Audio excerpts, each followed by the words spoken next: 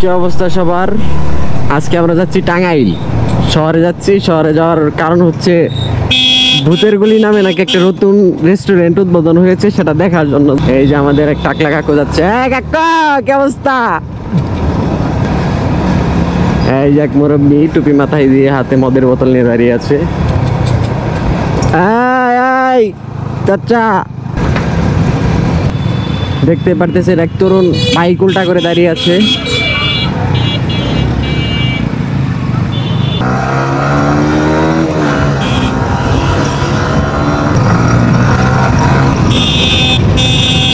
চাচা ভিডিও এলেন কে?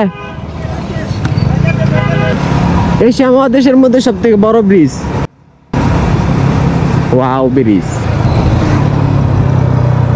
এশিয়া মহাদেশের সব থেকে বড় বিট।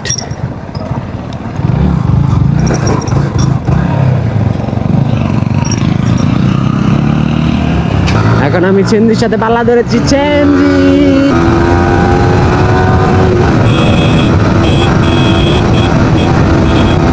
এশিয়া মহাদেশের মধ্যে এতগুলো রাস্তাও নেই। আমাদের টাঙ্গাইলের রুট গুলাতে যে পরিমাণ ভিড় আছে, এই যে আরেকটি এই যাবর ভিড়। ভিটের অভাব নাই, আবার ভিট।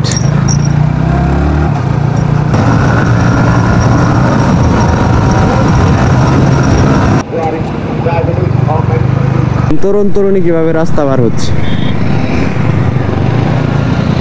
পুলিশ পুলিশ বুঝায়, পুলিশ পুলিশ পু।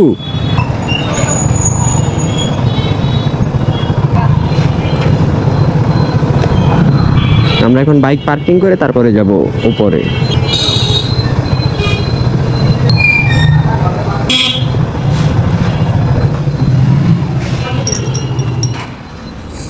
আর কি রে, এখন আমরা যাচ্ছি লিফটে। আর লিফটে ঢোকার সাথে সাথে মনে হচ্ছে জীবনের নতুন লেভেল আপ হচ্ছে। বুলতলায় সবাই নামতে পারে না। বুলতলায় নাম হচ্ছে একটি আর্ট। আর মুখে হাসি মনে প্যানিক। সেই প্যানিকেই পড়েছিল আমার ছোট ভাই। সে অন্য জায়গায় যাচ্ছিল, বাট আমি তাকে ধরে ফেলেছি। দেখতে দেখতে আমরা চলে আসলাম। এখন ফোন বের করে আমার ফ্রেন্ডকে মেসেজ দিব, কারণ এখানে নাকি সিট পাওয়া অনেক টাফ।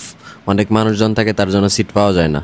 ঢোকার সাথে সাথে দেখলাম যে অন্য সকল রেস্টুরেন্টের থেকে এটার পরিবেশ অন্যরকম। পরিবেশটা অনেক সুন্দর, আর পরন্ত বিকেলের তো জাস্ট ওয়াও। তো ভাইয়া, যাদের গার্লফ্রেন্ড নাই তারা মাস্ট বি এখানে আসবেন, কারণ এখানে অনেক তরুণী আছে। আর সেই তরুণীদের খপ্পরেই পড়েছে আমার ফ্রেন্ড নাহিদ। তার সানগ্লাস পরার পিছনে অনেক বড় একটি রহস্য আছে, যাই হোক সেটা না বলি। এই যে দেখেন ফুলটি হচ্ছে একজন মেয়ে নিয়ে আসছিল তার বয়ফ্রেন্ডকে নিয়ে। তার বয়ফ্রেন্ড তাকে ঠিকমতো খাওয়াতে পারেনি, তাই সে ফুলটি ডাস্টবিনে ফেলে চলে গিয়েছিল। আর এখানে 90%ই কাপেল, আর কিছু আছে যে সুগার ডেডি নিয়ে এসেছে। আর আমাদের মতো পাবলিক আছে এখানে 10%। তো আমাদেরকে খাবার সার্ভ করে দিল। খাবার সার্ভ করে দেওয়ার সাথে সাথে যে যার যার পজিশনে বসে যাচ্ছে দেখতে পারতেছেন। খাবার দেওয়ার সাথে সাথে ইমন টপ করে মুখে ভরে ফেলেছে। এখানে খাবার সার্ভ করার সময় কাঁটা চামিচ দিয়েছে, তার জন্য আমার ফ্রেন্ড ভয় পাচ্ছে। যেমন আমরা পার্কে ঘুরতে যাই, ঠিক তেমনই এখানে মানুষ ঘোরার জন্য আসে, কারণ এখানের ভিউ রাত্রেবেলা অনেক সুন্দর দেখা যায়। তার জন্য দূর দূরান্ত থেকে অনেক মানুষ এখানে আসে।